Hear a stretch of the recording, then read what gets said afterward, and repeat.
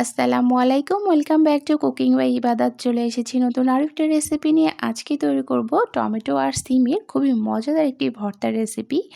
এই ভর্তা দিয়ে এক থালা ভাত চেটেপুটে খেয়ে নেবেন। তো চলুন দেরি না করে দেখে নিই পুরো রেসিপিটি। টমেটো আর সিমের ভর্তা তৈরি করার জন্য আমি এখানে একটা টমেটো কুচি করে নিয়েছি, আর নিয়েছি 4-5টার মতো সিমগুলো আমি কেটে টুকরো টুকরো করে নিয়েছি। নিয়েছি রসুন, কয়েকটা গোটা রসুনের কোয়া খোসা ছাড়িয়ে নিয়েছি। কাঁচামরিচ নিয়েছি পরিমাণ মতো, 3টার মতো নিয়েছি পেঁয়াজ কুচি। এখন একটা কড়াইয়ের মধ্যে পরিমাণ মতো রান্নার তেল নিয়ে নিলাম। তেলের মধ্যে প্রথমে মরিচগুলো, তারপরে পেঁয়াজগুলো দিয়ে নিচ্ছি। এখন এগুলো ভেজে নিতে হবে। মরিচগুলো আগেই ভাজা হয়েছে, তো আমি তুলে নিয়েছি। এরপরে এই পেঁয়াজগুলো হালকা বাদামি করে ভেজে নিয়েছি।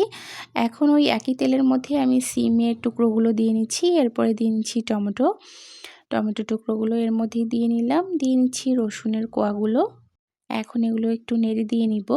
এরপরে 2 মিনিটের জন্য ঢাকনা দিয়ে ঢেকে রেখে দেব। আর এগুলো সেদ্ধ হওয়ার জন্য আমি আলাদা কোনো পানি ব্যবহার করব না, কারণ ঢাকনা দিয়ে ঢেকে রাখার কারণে এই সবজি থেকে কিন্তু নিজেই পানি ছাড়বে, আর ওই পানির মধ্যেই কিন্তু সবজিগুলো সেদ্ধ হয়ে যাবে।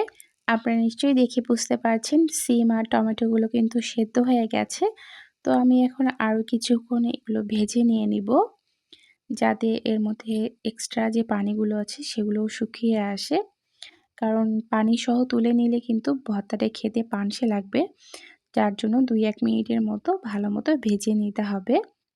ভেজে নেওয়া হয়ে গেছে। এখন আমি একটা প্লেটের মধ্যে তুলে নিয়েছি। আর এখানে এখন স্বাদ মতো লবণ আমি দিয়ে নিয়ে হাত দিয়ে মেখেই ভর্তাটা তৈরি করে নিব। হাতে মাখা ভর্তার কিন্তু মজাটাই আলাদা, তাই চেষ্টা করবেন হাতে মেখেই ভর্তা তৈরি করে খাওয়ার জন্য।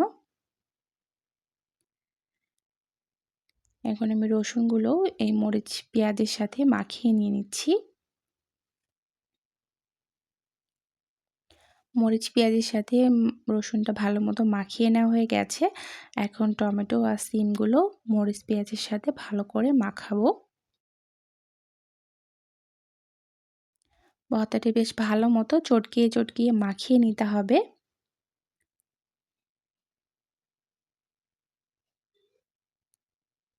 ভর্তাটি খেতে এত বেশি মজার যে আমি এখন ভয়েস দেওয়ার পরও আমার জিভে পানি চলে আসছে আবার খাওয়ার জন্য। তো অবশ্যই আপনারাও বাসায় ভর্তাটা তৈরি করবেন। ভর্তাটা মাখানো হয়ে গেছে। এখন আমি একটা প্লেটের মধ্যে তুলে পরিবেশন করে নিচ্ছি। তৈরি হয়ে গেছে চটজলদি টমেটো আর সিমের হাতে মাখা ভর্তা। ভর্তাটা খেতে কিন্তু সত্যি অনেক বেশি মজার। গরম গরম ভাতের সাথে চট করে হাতে মাখিয়ে এই ভর্তাটা তৈরি করে এক থালা ভাত নিমিষেই খেয়ে নিতে পারবেন। তাই এই শীতে অবশ্যই একবার হলেও এই ভর্তার রেসিপিটি তৈরি করে খাবেন। আশা করব সবার কাছে এই রেসিপিটি অনেক বেশি ভালো লাগবে। তারপরও আপনাদের কাছে ভর্তাটা কেমন লেগেছে অবশ্যই তৈরি করে খাওয়ার পর আমাকে কমেন্ট করে জানাতে ভুলবেন না আপনাদের মতামত। যদি ভিডিওটাতে ভালো লেগে থাকে অবশ্যই ভিডিওটাতে একটা লাইক দিবেন, শেয়ার করবেন, আর আমার চ্যানেলটি সাবস্ক্রাইব করে রাখবেন এইরকম আরও মজার রেসিপি পাওয়ার জন্য। সেই সাথে পাশে থাকা বেল আইকনটি বাজিয়ে রাখবেন ভিডিও নোটিফিকেশন সবার আগে পাওয়ার জন্য। আজকের মতো এখানেই বিদায় নিচ্ছি। ভালো থাকবেন, সুস্থ থাকবেন। খোদা হাফেজ।